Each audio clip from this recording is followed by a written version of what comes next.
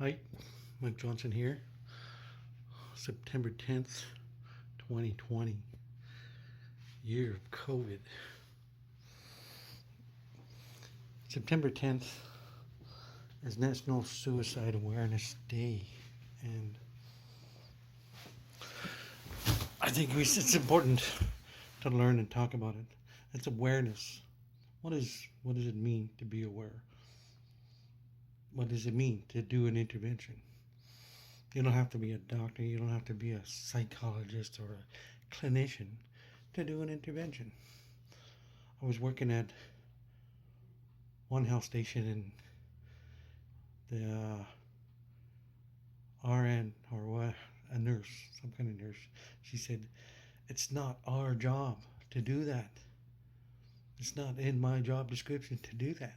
But as humans, I think it's in all of our jobs. And it doesn't have to be,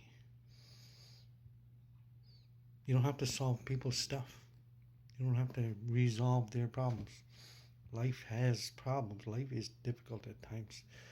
That's one of the things about life is like it, it tests you, it teaches you, and who knows why some things happen.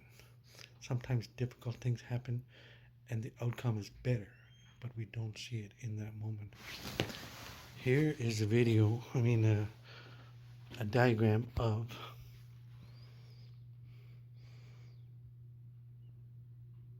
how things flow. An event takes place, and then your thinking takes over. How do we process what's going on? Say the event is a breakup or a death. Say a breakup, just one thing, and either you're happy about it or you feel really crappy about it. Even if you're happy about it, there's still feelings of loss and grief. And when you're thinking, when you start thinking, your thinking affects your feelings. You like, I'm upset, I'm angry, I'm scared, I don't know where I'm going. And then my feelings affect my physical feelings, like I'm tired, I'm angry, or I have headaches, or I have stress. And then the outcome is distancing and isolation and the need for something, and we don't even know what it is.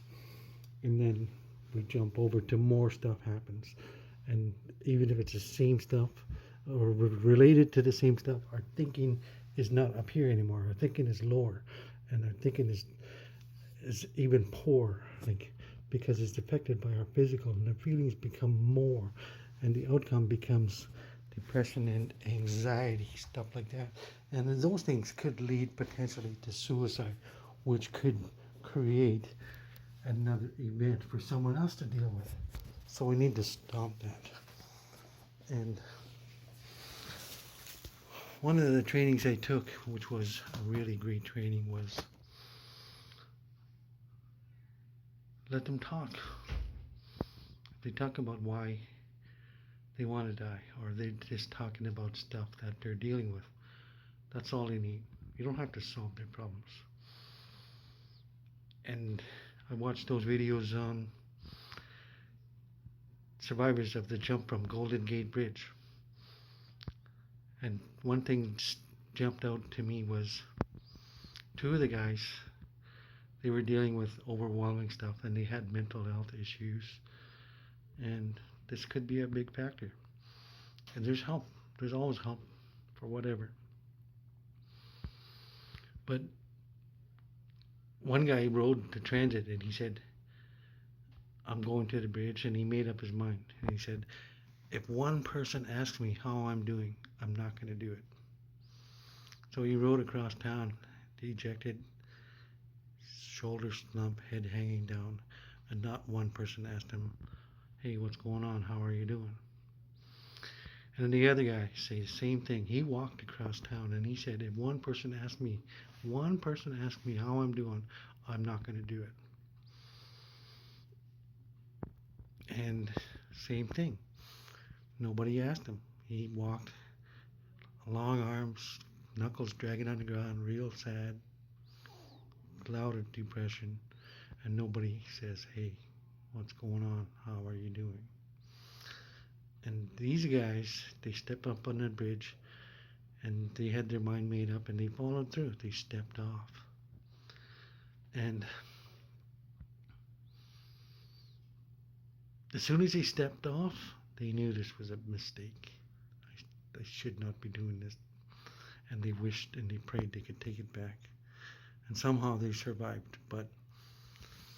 And they when they survived, they still had problems, but they found help and they found ways to cope. So the point is, when you're asking somebody how they're doing, what's going on, that's an intervention. Someone went through a breakup and we know it's difficult. Say, yeah, sounds like a difficult time. That's an intervention. You don't have to take an assessment. You don't have to say, are you suicidal?